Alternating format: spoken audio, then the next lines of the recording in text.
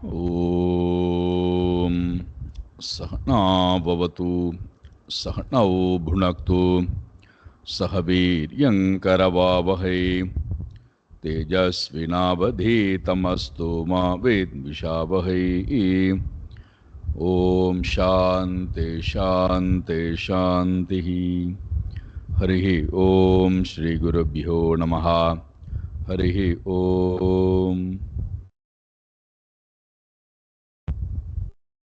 सच्चिदानन्दरूपाय विश्वोत्पत्त्यादिहेतवे तापत्रयविनाशाय श्रीकृष्णाय वयं नमः। जन्माद्यस्य यतोऽन्वयात् इतरतश्चार्तेष्वभिज्ञस्वराट् तेने ब्रह्म हृदाय आदिकवये मुह्यन्ति यत्सूरये तेजो वारिमृदां यथा विनिमयो यत्र त्रिसर्गो मृषा धाम्ना स्वेन सदा निरस्तकुहकं सत्यं परं धीमहि। धर्मप्रोञ्झितकैतवोऽत्र परमो निर्मत्सराणां सतां वेद्यं वास्तवमत्र वस्तु शिवदं तापत्रयोन्मूलनम् श्रीमद्भागवते महामुनिकृते किं वा परैरीश्वरः सद्यो हृद्यवरुध्यतेऽत्र कृतिभिः शुश्रूषुभिस्तत्क्षणात् निगमकल्पतरोर्गलितं फलं सुखमुखातमृतद्रवसंयुतं पिबत भागवतं रसमालयं मुहुरहो रसिका भुवि भावुकाः। नारायणं नमस्कृत्य नरं चैव नरोत्तमं देवीं सरस्वतीं व्यासं ततो जयमुदीरये। देवीं सरस्वतीं व्यासं ततो जयमुदीरये।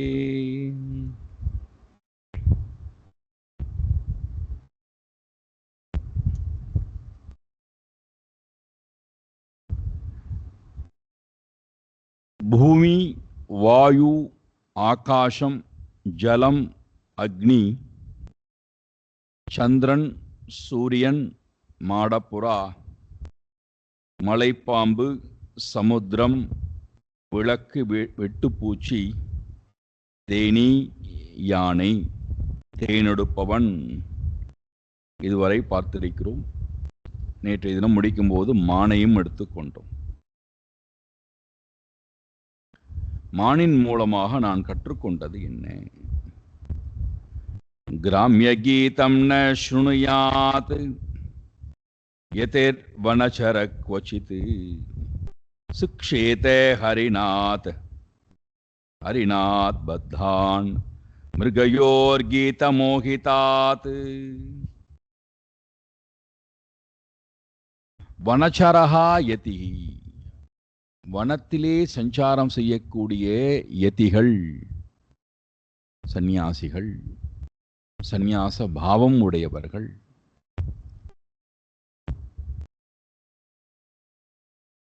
கிராமிய கீதம் ந ஸ்ருணுயாத், கிராமிய கீதம்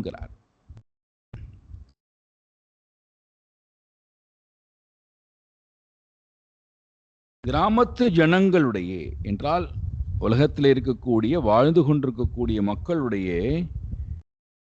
வாழ்க்கையை, கீதம் என்றால் வாழ்க்கை, வாழ்க்கை முறை, குணங்கள், செயல்பாடுகள், பிறப்புகள், சம்பந்தம், இந்த விஷயத்தை குறித்து ந ஸ்ருயாத் கேட்கலாகாது, கேட்க வேண்டாம். ஏன் கேட்கக்கூடாது? நாங்கள் ஏன் கேட்கக்கூடாது? உதாரணம் கொடுக்கிறார். மிருகயோகோ கீத மோகிதாத், மானானது வேடுவன் விரித்த வலையிலே வந்து விழுகிறது. காரணம் கீத மோகிதான், சப்தத்தினுடைய மோகத்தின் வசம் தன்னை இழந்து வலையிலே வந்து விழுந்து தன் வாழ்க்கையை அழித்துக் கொள்கின்றது. இதை நான் ஹரிநாத் சிக்ஷேதே, மானிடமிருந்து கற்றுக்கொண்டேன். கிராமிய கீதம். அதனால்தான் உபனிஷதம் சொல்லுகிறது 2 வித்யா என்று. ஒன்று பராவித்யா, மற்றொன்று அபராவித்யா.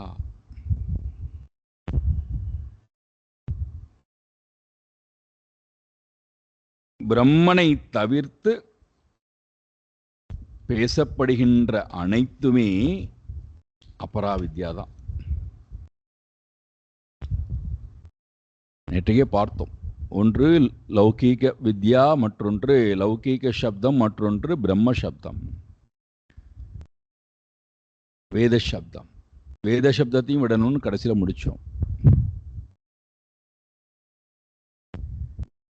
ஏன் சப்தம் இருந்துட்டு போட்டுமே. அதனால இப்போ உங்களுக்கு என்ன வந்தது என்றால், சப்தஜாலம் மகாரண்யம் சித்த பிரமண காரணம். நம்முடைய சித்தத்தை கலங்கடிப்பதற்கு, மயக்குவதற்கு சப்தம்தான் மூல காரணமாக இருக்கிறது. சப்தம் எங்கிருந்து வருகிறது என்றால் எண்ணத்திலிருந்து வருகிறது. எண்ணம் எங்கிருந்து வருகிறது? மனப்பதிவுகளிலிருந்து வருகிறது. நம்முடைய ஆழ் மனதில் இருக்கக்கூடிய பதிவுகளிலிருந்து எண்ணங்கள் வருகிறது. ஆழ் பதிவு எங்கிருந்து வந்தது? மனமானது நிறைவு இல்லாததனாலே வந்தது. அப்போ நம்மை இந்த சப்தங்கள் என்ன செய்கிறது என்றால், நிறைவற்ற தன்மையிலேயே வைத்திருக்கிறது, அமைதி இல்லா தன்மையிலேயே வைத்திருக்கிறது.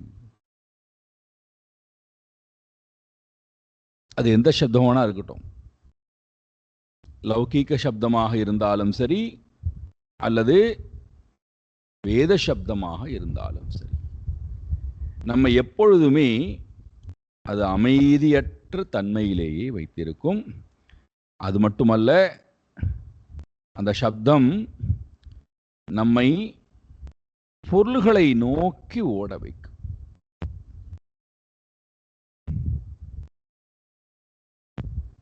எந்த அளவுக்கு நாம் சப்தத்திலிருந்து மெதுவாக மெதுவாக விலக ஆரம்பிக்கின்றோமோ, மறுபடியும் ஞாபகம் 2 சப்தத்திலும் இருந்து. நாங்கள் லௌகிக சப்தத்தெல்லாம் கேட்பதே கிடையாது. நாங்கள் இறைவனுடைய சப்தத்தை கேட்டால் அவங்களுக்கு என்ன? அதுவும் நம்மை சப்தத்திலேயே தான் வைத்திருக்குமே தவிர, சப்த மோகத்திலேயே தான் வைத்திருக்குமே தவிர, அது இறைவனை காமித்து கொடுக்காது. அதனால்தான் மாணிக்க வாசகர் சொல்றார், சொல்லிய பாட்டின் பொருள் உணர்ந்து சொல்லுவார். பொருள் வந்துவிட்டால் சப்தத்துக்கு வேலை இல்லை. பொருள் கிட்டாத வரை சப்தத்தை நாம் உச்சரித்து கொண்டே இருக்கிறோம். ஒரு பையனை நாம் அழைத்து கொண்டு போகிறோம், சாமான்லாம் வாங்க வேண்டும் என்று அழைத்து கொண்டு போகிறோம். ஆயிரக்கணக்கான மக்கள் இருக்கக்கூடிய இடத்திலே அழைத்து கொண்டு போகிறோம். பொருள் வாங்கக்கூடிய கவனத்திலே கூட அழைத்து கொண்டு வந்த குழந்தையை பற்றி பிடித்துக் கொள்வது கவனம் சிதறி போய், அந்த குழந்தை அந்த பொருள்களிலே ஈர்க்கப்பட்டு நம்முடைய கண் பார்வையிலிருந்து தொலைந்து விடுகிறது. அது எங்கேயோ சுட்டி கொண்டிருக்காங்க, நமக்கு தெரியல.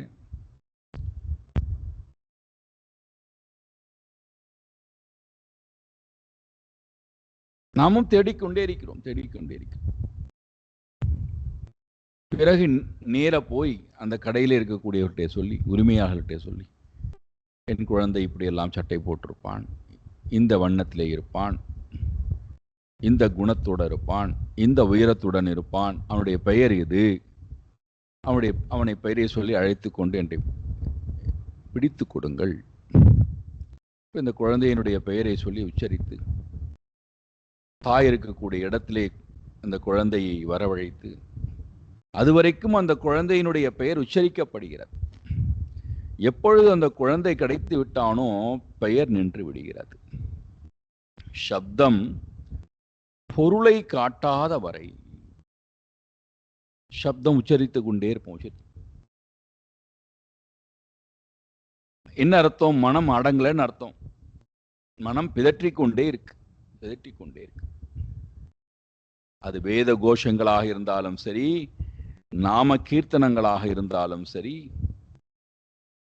அல்லது லௌகீக சப்தமாக இருந்தாலும் சரி, சப்தம் என்னை மோகிக்க வைக்கிறது, மீண்டும் மீண்டும் என்னை விஷயத்திலேயே கொண்டு தள்ளுகிறது.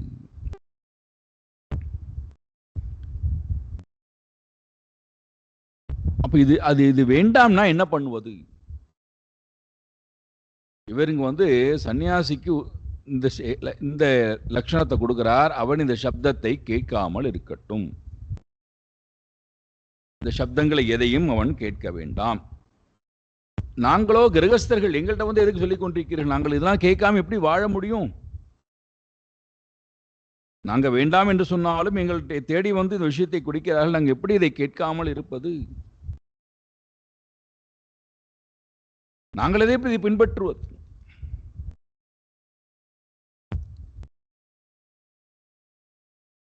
அதுதானே முக்கியம். எங்களுக்கு அதுதானே வேண்டும்.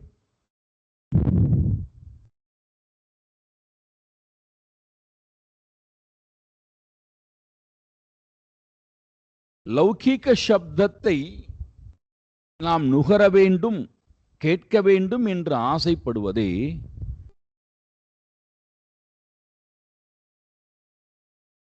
நிறைய தெரிந்து கொள்ள வேண்டும் என்கின்ற விருப்பம் மனதில் இருக்கின்ற காரணத்தினால்தான். அவரை பற்றி தெரிந்து கொள்ள வேண்டும், இவரை பற்றி தெரிந்து கொள்ள வேண்டும். இவர் ஏன் இன்னும் எனக்கு போன் பண்ணாமல் இருக்கிறார்? ஒருவரை பற்றி தெரிந்து கொள்ள வேண்டும் என்கின்ற எண்ணம் வரும்போதுதான் அவளை நோக்கி மனம் போகிறது. அவளை பற்றி தெரிந்து கொள்ள விருப்பப்படுகின்றோம்.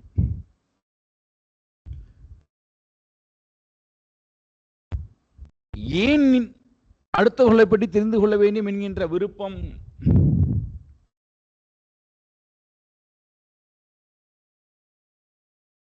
என்ன அவசியம் அடுத்தவர்களை பற்றி தெரிந்து கொள்ள வேண்டும் என்று? அந்த சப்தம் உள்ளே விழுவதனாலே அவர்களுடைய வாழ்க்கை முறை என்னுடைய வாழ்க்கை முறையை ஒப்பிட்டு பார்க்க ஆரம்பிக்கும்.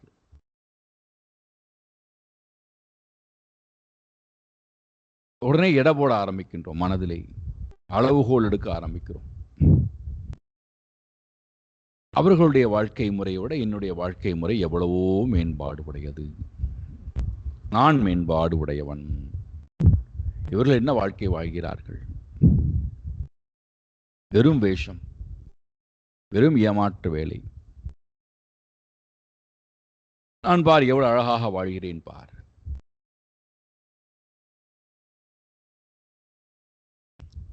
ஒவ்வொரு முறையும் நாம் லௌகீக சப்தத்தை, கிராமிய கீதத்தை கேட்பதனுடைய நோக்கம் அவர்களுக்கு நன்மை செய்வதற்காகவா என்றால் இல்லை, அவர்களுடைய துயரை போக்குவதற்காகவா என்றால் இல்லை. நம்முடைய மனம் வேதனையுடன் இருக்கிறது, நிறைவற்ற தன்மையிலே இருக்கிறது, குறைபாடு உடையதாக இருக்கிறது.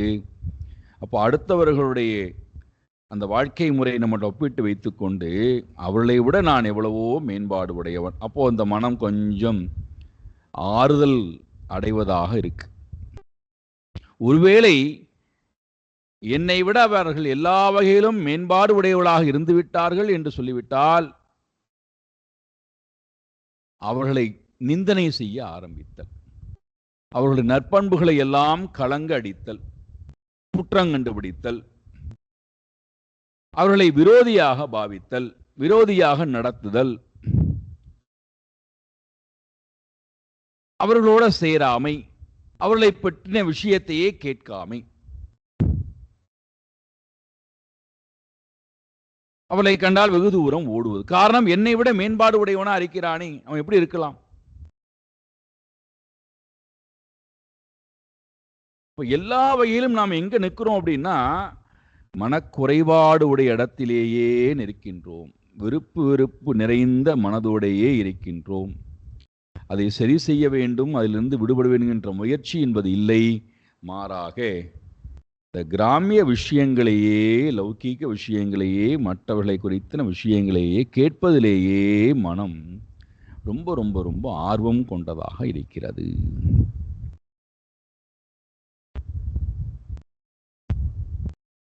இவர்கள் எப்பேற்பட்டவர்கள் என்று கேட்டால், தன்னை பற்றி யாரிடமும் இவர்கள் தன்னுடைய வாழ்க்கை முறையை, தன்னுடைய குணாதிசயங்களை, தன்னுடைய விருப்பு வெறுப்பை பற்றி யாரிடத்திலும் பகிர்ந்து கொள்ள மாட்டார். ஆனால் மற்றவர்களை பற்றி எல்லாம் தெரிந்து வைத்துக் கொள்வது. உன்னை பற்றி இவர்கள் இப்படிலாம் பேசுகிறார்களே அப்படின்னு சொல்லியாச்சுன்னா உடனே நாம கொஞ்சம் இருங்க, எனக்கு வேலை இருக்கு, போறேன்னு கிளம்பிடுவோம். மற்றவர்களை பற்றி தெரிந்து கொள்வதனுடைய நோக்கம் அவர்களை தனக்கு கீழாக வைத்துக் கொள்ள வேண்டும். எவ்வகையிலும் தன்னை விட அவர்கள் உயர்ந்து விடக்கூடாது. குணத்திலோ, செயலிலோ, அன்பிலோ எவ்வகையிலும் உயர்ந்து விடக்கூடாது. அப்படி உயர்ந்து விட்டால் என்னுடைய குறைபாடுகள் நிவர்த்தி அடையாது. அவர்கள் என்னை விட குறைபாடு உடையவர்களாகவே தான் இருக்க வேண்டும்.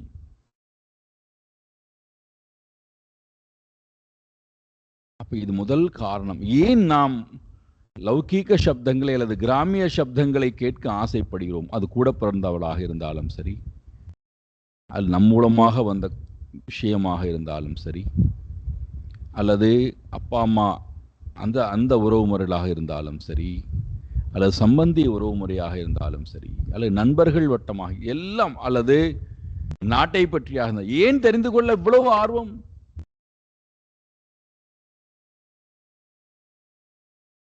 நாம போய் தெரிந்து கொள்ள வேண்டிய விஷயம் நிறைய இருக்கு. ஆனா அதுக்கு நம்ம போறதே இல்லை. 14 சாஸ்திரங்கள் இருக்கிறது. நம்ம எங்கேயா தேடி போய் கற்றுக்கணும் ஆசைப்படுறோம். ஆனா லௌகீக விஷயத்தை தேடி தேடி போறோம். அவர்கள் கொடுக்க மாட்டேன்னு சொன்னா கூட யார் மூலமாவது எப்படியா தெரிந்து கொள்ளணும்னு முயற்சியெல்லாம் எடுக்கிறோம்.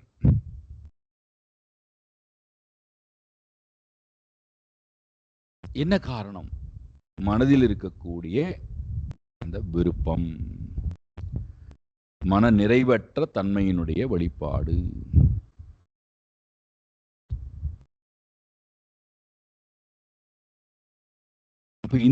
இந்த நிலையிலிருந்து நான் விடுபடணும்னா என்ன பண்ணுவது? அப்ப என்னை சதா குறைபாடு உடைய தன்மையிலேயே வைத்திருக்கும், நிறைவற்ற தன்மையிலேயே வைத்திருக்கும். நீங்கள் சொல்லலாம், நாங்கள் நல்லதுக்காகத்தானே கேட்கின்றோம், ஒருவருடைய வாழ்க்கை முறையை பற்றி கேட்டு தெரிந்து கொள்வதனாலே நன்மைக்காகத்தானே கேட்கின்றோம், கேட்டா தப்பா?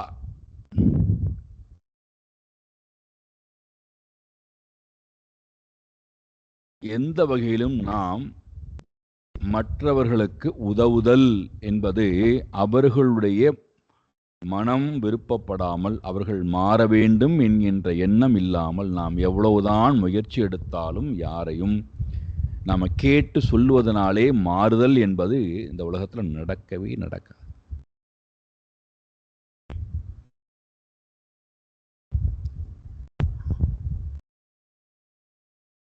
அப்ப இந்த சப்தம் லௌகீக சப்தம்.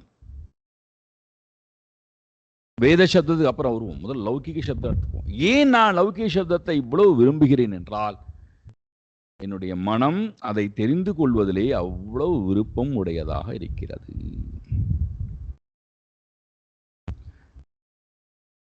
யாராவது 2 பேர் பேசிக்கொண்டிருந்தால் பக்கத்தில் போய் நின்றுக்கிறோம், அல்லது ஒண்ணுமே தெரியாம அங்கே போய் அமர்ந்து கொண்டு காதை மட்டும் அவங்கள்ட்ட கொடுக்குறோம், அல்லது நாமளே இன்னொருத்தருக்கு போனை போட்டு எல்லா விஷயம் தெரிஞ்சுக்கணும், இன்னொருத்தரை பற்றி தெரிஞ்சுக்கணும் ஆசைப்படுறோம். ஏன்? என்ன அவசியம் வந்தது? என்னுடைய மனம் நிறைவற்ற தன்மையிலே, குறைபாடு உடைய தன்மையிலே இருப்பது.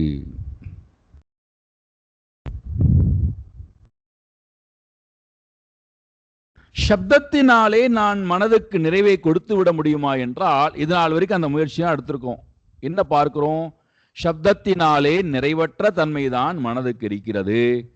எல்லா விஷயத்தையும் வாங்கியாச்சு, இன்னும் வரப்போகின்ற விஷயத்தையும் வாங்க தயாரா இருக்கும். அப்படி இருந்தும் மனம் சதா மற்றவர்களுடைய விஷயங்களையே நுகர்வதிலேயே ரொம்ப ஆர்வமா இருக்கு.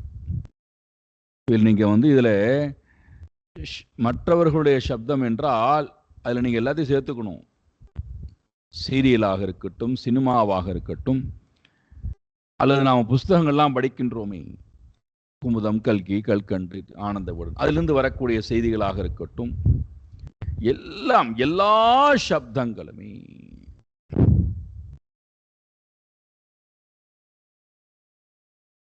என்னுடைய மனதில் இருக்கக்கூடிய குறைபாட்டை நீக்காது, போக்காது. ஆனால் நாங்கள் இந்த உலகத்தோடு தானே வாழ வேண்டி இருக்கிறது. நாங்கள் வேண்டாம் என்றால் எங்களை கொண்டு வந்து பேசுகிறார்களே, சொல்லுகிறார்களே.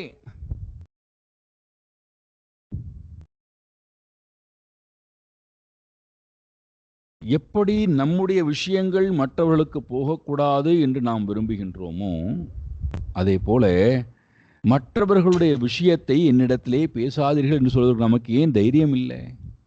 ஏன் நமக்கு விருப்பம் இல்லை? அவர்கள் இல்லாத போது அவர்களை பற்றி என்னிடம் பேசாதீர்கள். அவர்கள் இல்லாத போது அவர்களுடைய நன்மையை குறித்து பேசுங்கள். அவர்கள் இருக்கும்போது அவர்களுடைய குறையை பற்றி பேசுங்கள். அப்போ நீங்கள் பேசுவது அவர்களுக்கு நீங்கள் சொல்லக்கூடிய குறைபாடுகள் அவர்கள் முன்னாடியே பேசும்போது அப்ப நாம் சரி பண்ணி கொள்ளலாம்.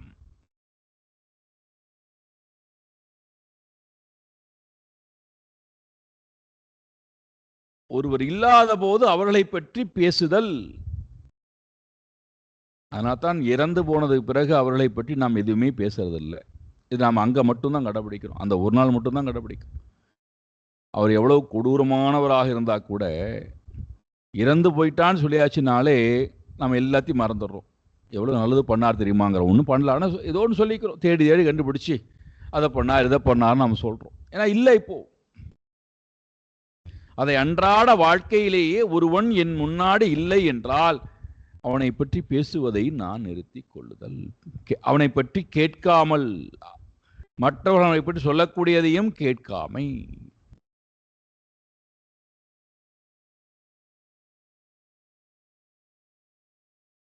அது எப்போ வரும் அப்படின்னா, நான் மற்றவர்களை பற்றி பேசுவதை முதல்ல நிறுத்தணும். அவர்கள் இல்லாத போது அவர்களை பற்றி பேசுவதை நிறுத்துதல். அவர்கள் எனக்கு எவ்வளவு கெடுதல் செய்திருந்தாலும் சரி, எவ்வளவு துரோகங்கள் செய்திருந்தாலும் சரி, எவ்வளவு கஷ்டத்தை கொடுத்திருந்தாலும் சரி, அவர்கள் இல்லாத போது அவர்களை குறித்து நான் பேச மாட்டேன். அப்போ அதிலேயே நம்முடைய மனோ வலிமை என்பது தெரிகிறது.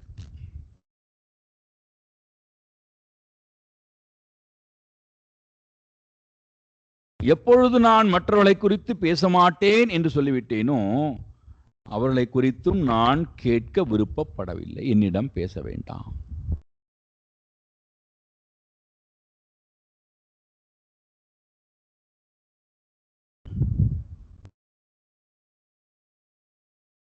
என்ன ஆகும்னு கேட்டீங்கன்னா, எப்பொழுது நாம் மற்றவர்களை குறித்து பேசுவதை நிறுத்தி விட்டோமோ, அப்பொழுது நம்மிடம் பேச வரக்கூடியவர்கள் தானாக பேச்சை நிறுத்துவதை பார்க்கலாம்.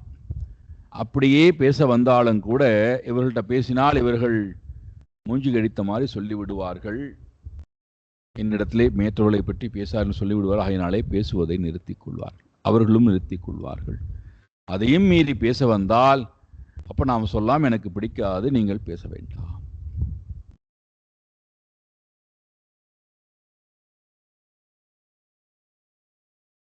இதனால இரண்டு வகையிலும் நமக்கு நன்மை. பேசுதல் நிறுத்தப்பட எண்ண அலைகள் நிறுத்தப்படும். ஏற்கனவேயே உள்ளுக்குள்ள வாசனை நிறைந்திருக்கிறது. அது வேற எண்ணங்களை சதா உத்பவித்துக் கொண்டே இருக்கிறது. இன்னும் நிறைய நான் வெளியிலிருந்து பொருளை போட்டுக்கொண்டே இருக்கேன்னு வச்சுப்போம். இந்த மனம் எப்போதான் ஓய்வடைய போகும்?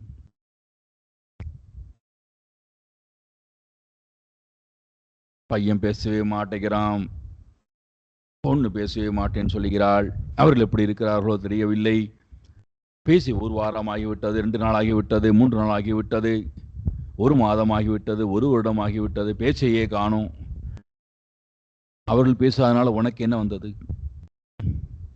நீ என்ன இழந்தாய் அவர்கள் பேசாததுனால? அவர்கள் பேசினால் என்ன உனக்கு கிடைத்தது?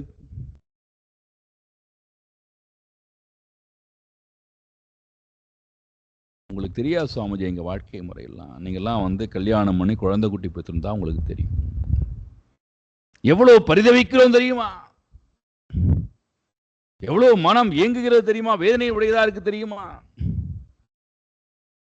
குறைபாட்டு உடையதா இருக்கும். கடைசி வரைக்கும் குறைபாட்டை நம்மால் சரி செய்யவே முடியாது. அதுக்கு மருந்து அது அல்ல. சப்தத்தை கொடுத்து மனதுக்கு நான் மருந்தை கொடுத்து விடலாம் நினைக்கிறேன். சப்தம் மனதுக்கு உண்டான கொந்தளிக்கின்ற மனதுக்கு மருந்து அல்ல.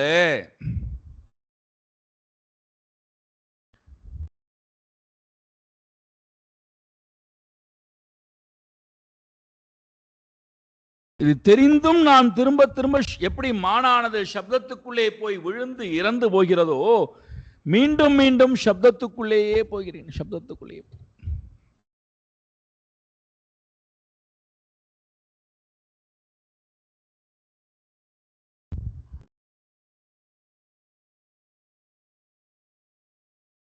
எதுவரை சப்தத்துக்குள்ளே மனம் வீழ்ந்து விட ஆரம்பிக்கிறதோ,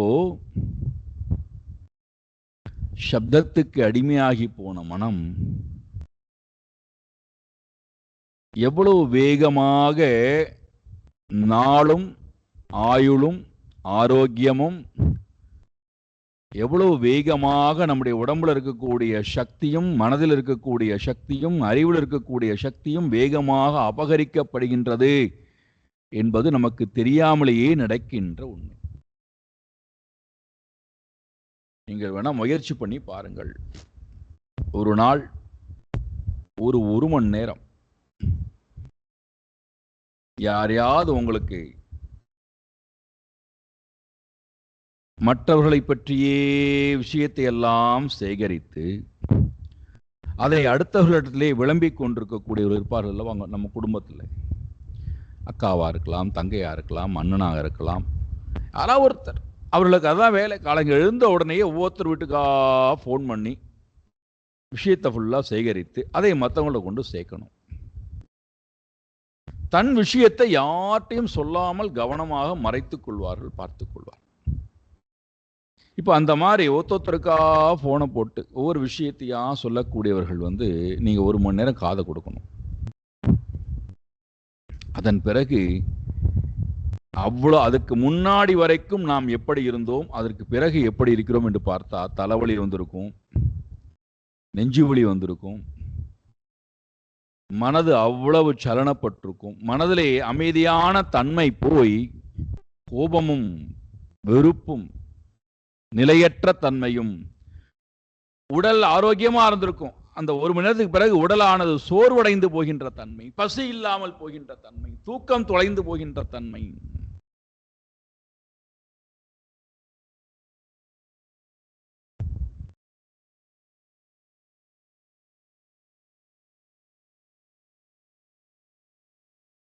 இது வேண்டாம் என்றால் நாம் இருக்கக்கூடிய இடத்துல இருந்து கொண்டே மற்றவர்களுடைய கிராமிய கீதம், மற்றவர்களுடைய விஷயங்களை செய்திகளை காது வழியாக சேகரிக்காமை. எப்படி முடியும்டான்னா, முதல்ல இந்த மனதில் இருக்கக்கூடிய அறிப்பு இருக்கல்லவா, கேட்க வேண்டும், தெரிந்து கொள்ள வேண்டும், அவர்கள் என்ன சொல்கிறார் என்பதையெல்லாம் உள்வாங்க வேண்டுங்கிற அந்த எண்ணத்திலே உண்டான விருப்பு வெறுப்பை முதல்ல நிறுத்துதல். காதில் இருக்கக்கூடிய விருப்பு வெறுப்பை நிறுத்துதல்.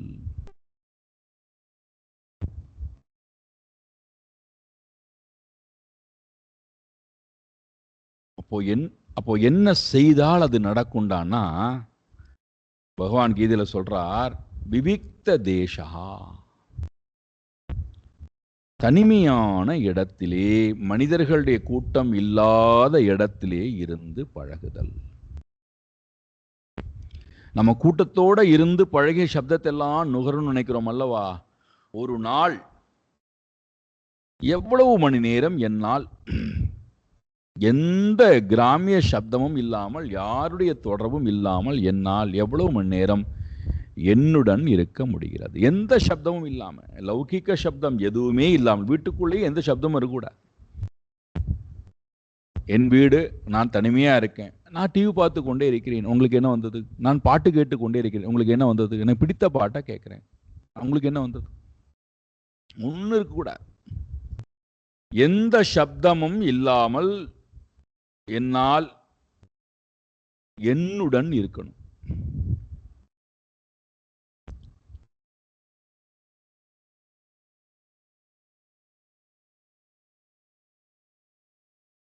ஒருவேளை உங்களுக்கு அது முடியவில்லைன்னா,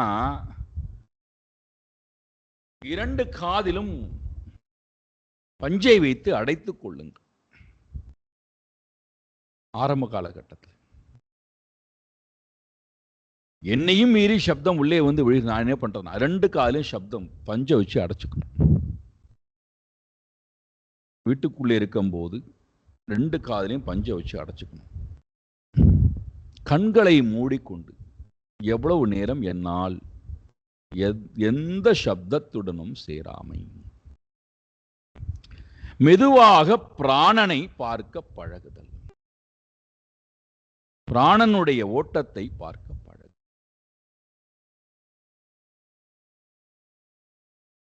இந்த 3ஐயும் பண்ணீங்கன்னாலே மனம் தானாக உள்முகமாக திரும்பி அமைதி அடைவதை பார்க்கலாம். எண்ணங்கள் குறைய குறைய அது பிராணனை தூண்டி விடுதலை நிறுத்தி கொள்ளும். பிராணன் தூண்டிவிடப்பட அது நாக்கை தூண்டிவிடும், வாக்கை தூண்டிவிடும், காதை தூண்டிவிடும். பேசுவதாக இருந்தாலும் சரி, கேட்பதாக இருந்தாலும் சரி, எல்லாம் இதனுடைய வெளிப்பாடு தான். மனம் அமைதி அடை.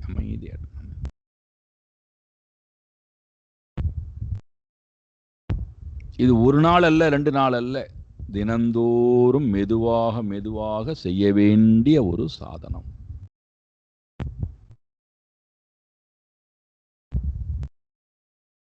எந்த சப்தத்தை கேட்பதினாலும் நமக்கு ஒரு உயர்வும் இல்லை, எந்த சப்தத்தை கேட்காதனாலே நமக்கு எந்த இழப்பும் இல்லை.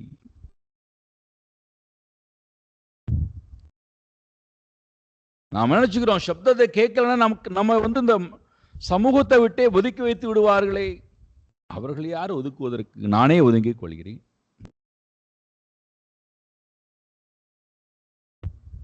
நானே சன்னியாசம் கொடுத்து விடுகிறேன். அவர்கள் யார் என்னை ஒதுக்குவதற்கு?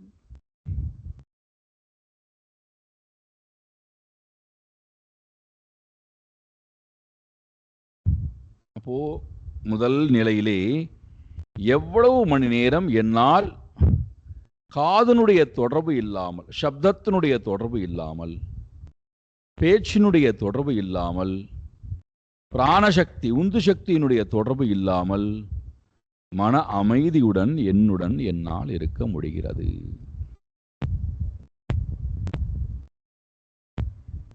அப்பதான் தெரியும் பலகீனமான மனமா பலமுடைய மனமா இருக்கிறேனா.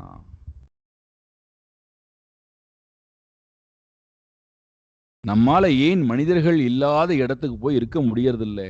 கூட்டமா இருக்கிறது ஏன் நாமளும் போய் நின்னுக்கிறோம்டான்னா பயம். யாருமே இல்லாத இடத்துக்கு போயேன் நம்மளால முடியாது.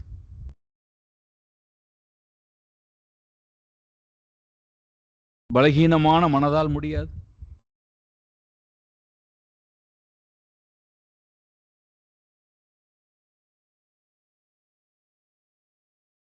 பலம் உடைய மனமாக மாறணும்னா எண்ணங்கள் முதல்ல, கொந்தளிக்கின்ற எண்ணங்கள் முதல்ல அமைதி அடையணும்.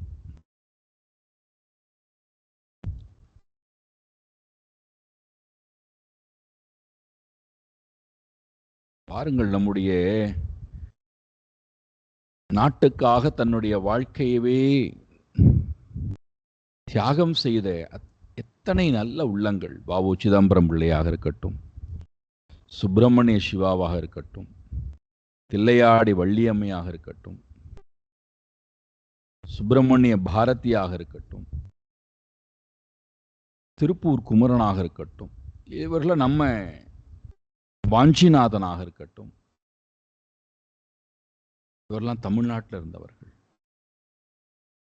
வடமாநிலத்துக்கு போனேன் என்றால் நிறைய நிறைய தேசபக்தர்கள். எவ்வளவு மன வலிமை, எவ்வளவு மன வலிமை.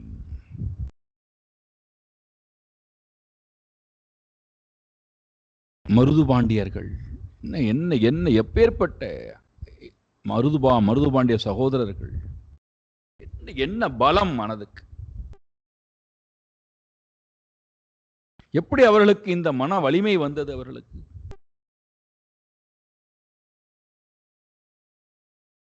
மனம் எந்த அளவுக்கு அமைதியாக இருக்கிறதோ அந்த அளவுக்கு அவர்களுக்கு ஆளுமை தன்மை, தன்னை ஆள்வதனாலே அவர்களால் உலகத்தையும் ஆள முடிகிறது. நம்மால் நம்முடன் வாழ முடியாதனால மற்றவர்களோட போகும்போதும் நம்மால் அமைதியற்ற தன்மையிலேதான் வைத்திருக்க முடியவே தவிர அமைதியான தன்மை அவர்களுக்கும் நம்மால் கொடுக்க முடியவில்லை.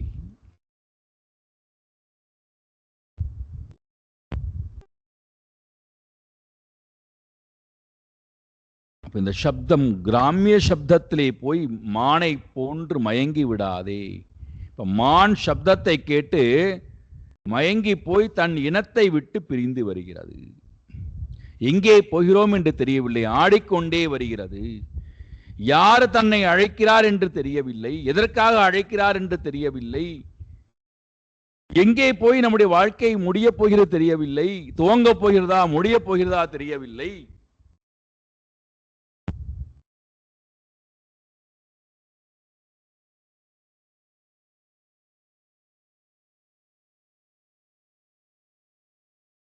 இந்த சப்தம் கிராமிய சப்தம். அப்போ தனிமையிலே, நம்முடைய வீட்டிலேயே நாம் எவ்வளவு நேரம் தனிமையிலே இருக்க. தனிமை என்றால் என்ன அர்த்தம்? என்னுடைய மனதில் இருக்கக்கூடிய எண்ணங்களோட சேராமை, தனித்திருத்தல். தனித்திரு, விழித்திருத்தல், மனதிலே விழித்திருத்தல். என்ன, தனிமைக்கு போகும்போது நமக்கு தெரிஞ்ச ஒரே உபாயம் தூங்க போறதுதான். எண்ணமும் கூடாது, தூங்கவும் கூடாது, சிந்திக்கவும் கூடாது, செயலாற்றா தன்மையிலும் இருக்கக்கூடாது, தூங்கவும் கூடாது. விழித்திருத்தல், அமைதியுடன் இருத்தல்.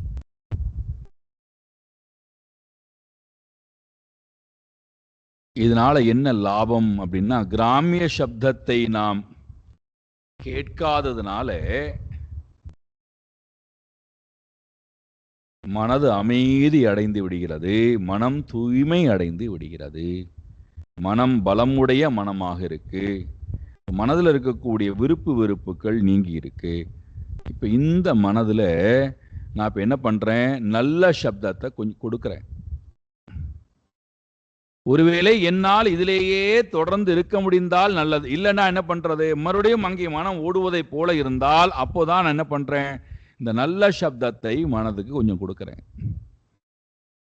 வேத சப்தங்கள், ஸ்தோத்திரங்கள், கீதங்கள், இதெல்லாம் எதற்கு கொடுக்கிறேன்டான்னா, மனம் தூய்மையான மனம் இதை பற்றி பிடித்துக்கொள். இப்ப அதுல போய் மனமானது கொஞ்ச நேரம் லயம் அடைவதை போல இருக்கு.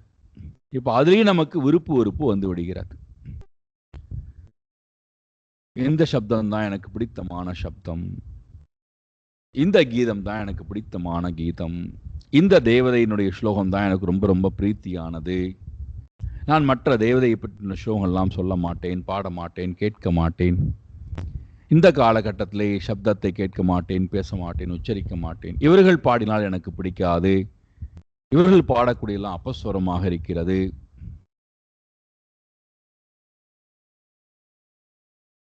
அந்த சப்தத்திடத்திலும் வேத சப்தத்திடத்திலும் தெய்வ சப்தத்திடத்திலும் நமக்கு மனமானது மோகம் அடைகின்ற தன்மை, மனமானது அங்கும் போய் விருப்பு வெறுப்புடன் அணுகக்கூடிய தன்மை. அப்ப அங்கும் மனதில் அமைதி இல்லா தன்மை நிலவுவதை பார்க்கிறோம்.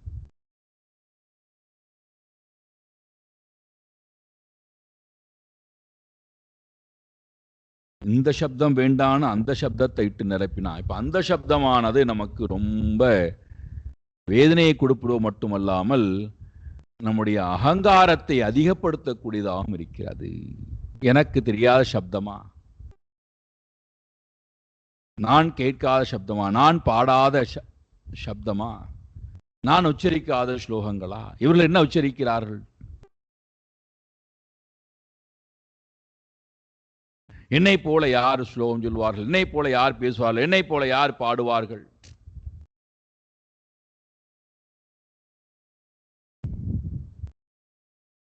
அங்கும் நமக்கு அகங்காரமும் வெறுப்பு வெறுப்பும் அந்த சப்தத்திடத்திலே உண்டான மோகம். எதுவரைக்கும் இந்த வேத சப்தத்திடத்திலே நமக்கு மோகம் இருக்கிறதோ அதுவரைக்கும் நமக்கு உண்மையான பேரமைதி கொண்ட பகவானுடைய அந்த ஆனந்தம் நம்முடைய மனதிலே ஸ்புரித்து கொண்டிருந்தாலும் அனுபவிக்கவே முடியாது.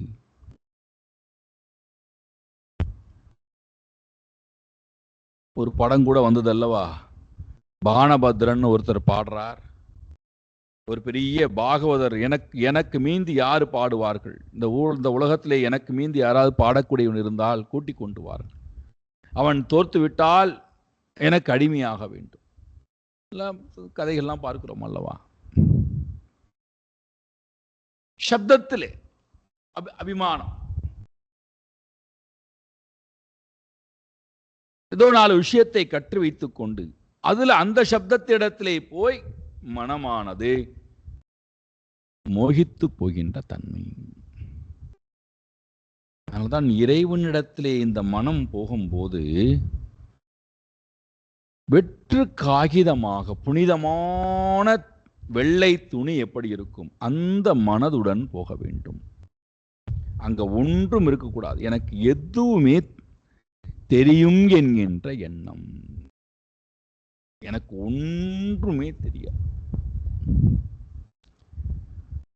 அங்க நானே இல்லை, நான் இருக்கும்போதுதான் அந்த குப்பையெல்லாம் தெரிஞ்சுக்கிறோம். லௌகீக குப்பையும் வேதத்தினுடைய சப்தத்தையும், 2 குப்பை, 2ம் அகங்காரத்துக்கு கொடுக்கப்பட்ட குப்பை.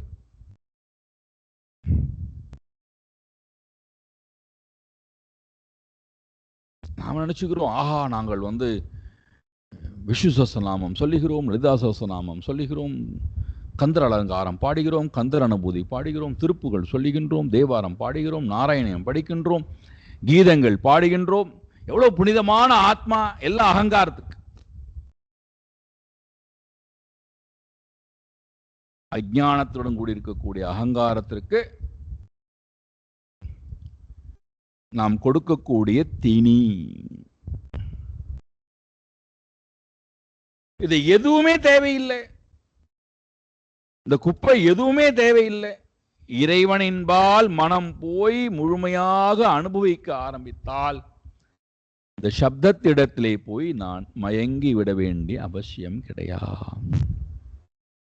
ஏன் நான் ரொம்ப நேரம் அதுக்கு எடுத்துக்கிறேன்னு கேட்டீங்கன்னா, நம்ம அதிகமான நேரம் இந்த சப்தத்துல தான் நம்ம வாழ்க்கையவே தொலைக்கிறோம்.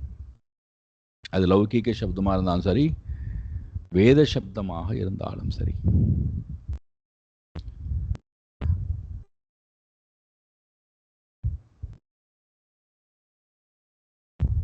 எதுவரைக்கும் இந்த சப்தம் அதிலே நமக்கு அபிமானம் கொண்டு மயக்கம் இருக்கிறதோ அதுவரைக்கும் நம்மால் நமக்குள்ளே இருக்கின்ற அந்த ஆத்ம தத்துவத்தை, அமைதியான தன்மையை, ஆனந்தமான தன்மையை நம்மால் அனுபவிக்கவே முடியாது. சப்தத்தை கடந்து போங்கள், மனம் பேசாமல் இருத்தல். அதனால்தான் சும்மா இரு, அவ்வளவுதான். சொல் அற்று போச்சாம். சும்மா இரு, சொல்லற என்றாலுமே அம்மா பொருள் ஒன்றும் அறிந்திலனே. அருணாத பெருமானுக்கு கிடைச்ச அனுபவம். பொருள் ஒன்றும் அங்க ஒன்றும் இல்லை, தன்னை தவிர இரண்டாவது பொருள் அங்கே இல்லை. சப்தம் வந்த உடனே தன்னை தவிர எல்லாம் வந்துடுது. அங்கே சப்தம் மற்ற போய்விட்டது, சும்மா இருந்துட்டார். பிரம்மனோட ஐக்கியமானதுனால அம்மா பொருள் ஒன்றும் அறிந்திலனே. இந்த நிலைக்கு போகணும்னா லௌகீக சப்தத்திலிருந்து நான் உள்ளே வருவதற்கு அந்த சப்தங்களை கேட்காமை, அதிலே விருப்பு வெறுப்பு கொண்டு நாடாமை, மனதுக்குள்ளே வந்து எண்ணங்களுடன் தனித்திருந்து பழகுதல். இந்த சப்தம் இதிலே மயங்கி விடாமல் இருக்க வேண்டுமானால்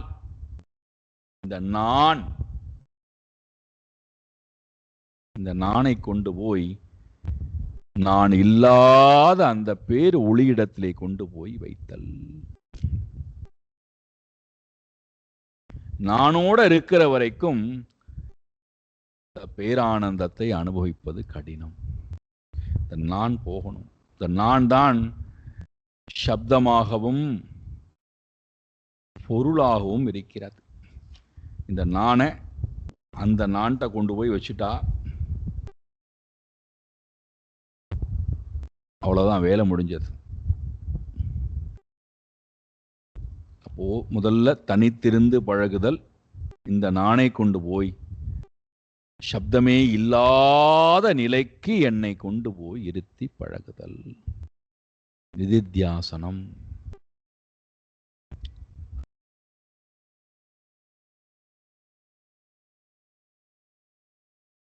அதனால்தான் அமைதியான தன்மையிலே இருப்பது என்பது ஞானிகளுக்கு ரொம்ப சுலபம். நமக்கு பேசிக்கொண்டே இருப்பது, கேட்டுக்கொண்டே இருப்பது சுலபம்.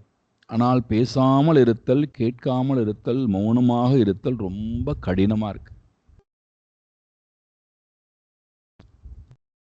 ஏண்டான்னா காதிலும் விருப்பு வெறுப்பு, மனதிலும் விருப்பு வெறுப்பு, வாக்கிலும் விருப்பு வெறுப்பு, அகங்காரத்திலும் மோகம்.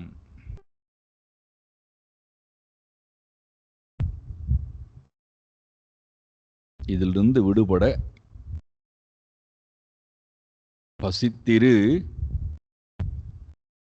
தனித்திரு, விழித்திரு. வள்ளலார் சுவாமி சொல்றார், பசித்திரு, தனித்திரு, விழித்திரு. இந்த மூணு செஞ்சா என்ன கிடைக்கும்? பதவி, பிரம்ம பதவி, பிரம்மானந்த பதவி. இதை நான் மானை வேட்டையாடக்கூடிய தன்மையிலே, மான் சப்தத்திடத்திலே காதுக்கு அடிமையாகி போய் தன் வாழ்க்கையை பலி கொடுத்ததை நான் பார்த்தேன். இதுல ரொம்ப கொடூரமானது என்னடான்னா,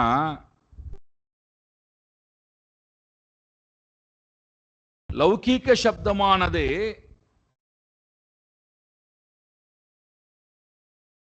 விருப்பு வெறுப்பையும் ஆசையையும் அதிகப்படுத்தும்.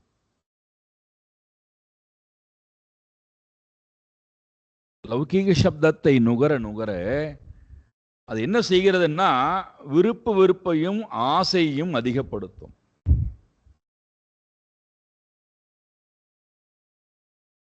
அவர்களைப் போல நான் வாழ முடியலையே, அவர்கள் அப்படி வாழ்கிறார்களே, அப்படி வாழ்ந்தேன்னு சொல்லுகிறார்களே, என்னால் வாழ முடியலையே, அமைதியா வாழ்ந்து கொண்டிருப்போம், நல்லவே வாழ்ந்து கொண்டிருப்போம்.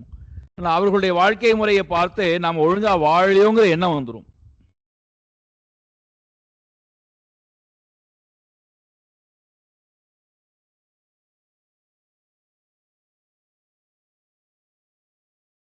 விருப்பு வெறுப்பும் ஆசையும் தூண்டிவிடப்படக்கூடியதாக அமைகிறது மற்றவர்களுடைய வாழ்க்கை முறையினுடைய சப்தத்தை நுகருதல், கேட்டல். ஏற்கனவே இங்க பொறாமை ரொம்ப ஜாஸ்தியா இருக்கு. அமைதி இல்லா தன்மை ரொம்ப ஜாஸ்தியா இருக்கு. இன்னும் அந்த சப்தத்தை உள்ள கொண்டு வந்து இன்னும் ஏன் நான் என்னை கலங்கடித்துக் கொள்ள வேண்டும்? அப்போ லௌகிக சப்தம், கிராமிய சப்தமானது ஆசையும் விருப்பு வெறுப்பையும் துக்கத்தையும் செயல்பாட்டையும் அதிகப்படுத்திக் கொண்டே இருக்கக்கூடிய தோஷம் உடையதாக இருக்கின்ற காரணத்தினாலே சப்தத்திலே போய் மனமே மயங்கி விடாதே. வேத சப்தம் என்னை அகங்காரத்திலிருந்து, அகங்கார மோகத்திலே, அகங்கார அபிமானத்திலிருந்து என்னை விடுவிக்கவே செய்யாது.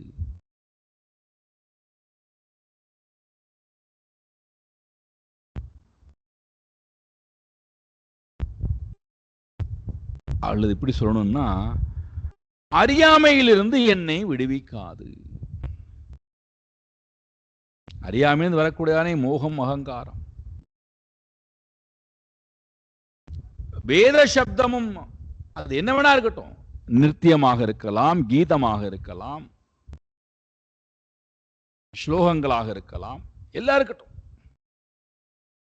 அது என்னை அறியாமையிலிருந்தும் அகங்காரத்திலிருந்தும் மோகத்திலிருந்தும் என்னை விடுவிக்காது.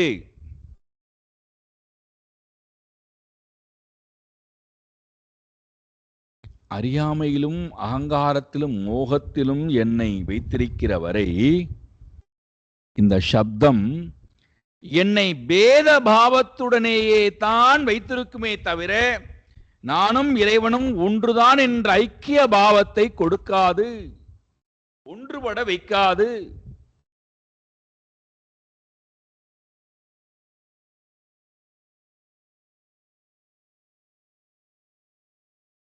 நம்ம வேணா சும்மா பாடிக்கலாம், ஒன்றானவன் உருவில் இரண்டானவன்,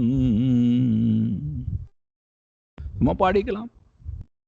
அதில் நமக்கு ராகம் என்ன தாளம் என்ன போட்டு நிறைய ஆலாபனைலாம் பண்ணி பாடி 4 பேர் கைத்தட்டுவார்கள். நமக்கு நிறைய சோத்துக்கு காசு கிடைக்கும், பெயர் புகழ் கிடைக்கும். அதனுடைய அகங்காரம் வீரியம் கூடிண்டே போகும்.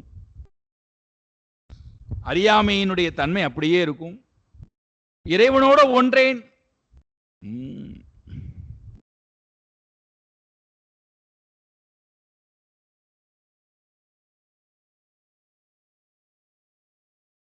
மோகமும் சோகமும் என்னை விட்டு நீங்காது, விருப்பும் வெறுப்பும் ஆசையும் என்னை விட்டு நீங்காது.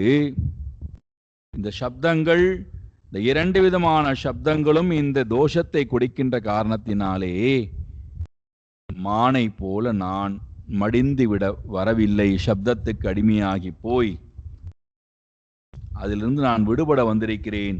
ஆகையினாலே சப்தமற்ற அமைதியான சாந்தம் சிவம் அத்வைத்தம் சதுர்த்தம் மன்யந்தே ச ஆத்மா ச விக்ஞேயா. மாண்டூக்கிய உபநிஷத்துல பார்த்தோம். அந்த ஸ்வரூபம் எப்படினா சாந்தம் சிவம், பியூர் பியூர்.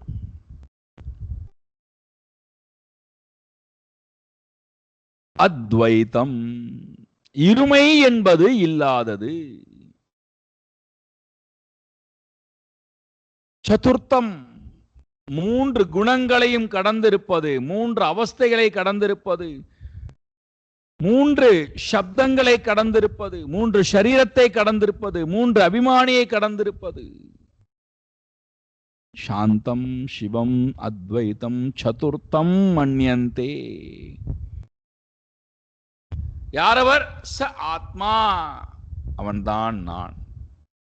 விக்ஞேயா, அவனை அறிவாயாக, அவனை அறிவாயாக. மனமே சப்தம் இல்லாத இடத்துக்கு போ, பேரமைதி.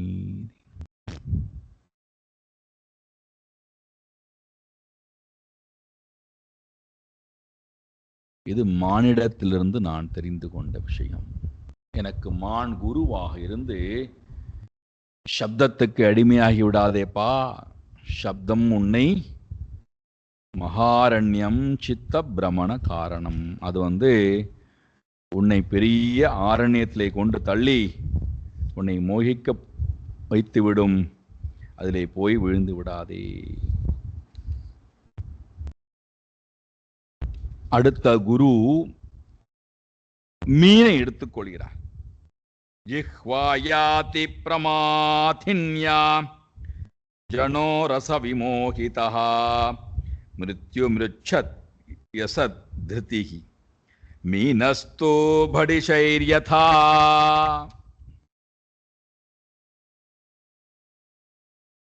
கடல் முழுக்க தேவையான உணவானது மீனுக்கு இருக்கு.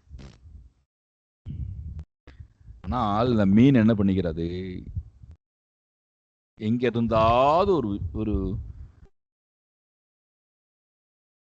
கடலுடைய வாழ்க்கை முறைக்கு விரோதமாகவோ அல்லது பார்க்கக்கூடிய அளவில் ஏதாவது ஒரு பொருள் வெளியிலிருந்து உள்ளே வந்தது என்றால் அதை பற்றி பிடித்துக் கொள்ளலாம்னு போகிறார். அது வேறு உணவாக வேற இருந்தால் கேட்கவே வேண்டாம். அப்போ நாக்குக்கு அடிமையாகி போன மீன் ரச விமோகிதா. ரசத்திலே விமோகம் கொண்டிருக்கக்கூடிய மனிதனே, ரச விமோகிதா, ரசத்திலே விமோகம் கொண்டிருக்கக்கூடிய மனிதனே, யாரவன்?